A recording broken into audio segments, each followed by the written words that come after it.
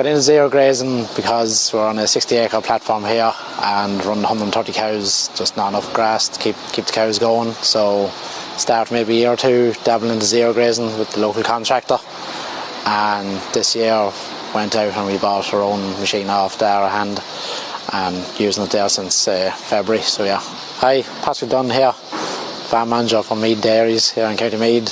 Currently run 2-robot system on 130 fleck-fed cows. Currently using the zero grazer as well for the C block inside in the evenings. So it's A and B outside, and then inside it's zero graze grass.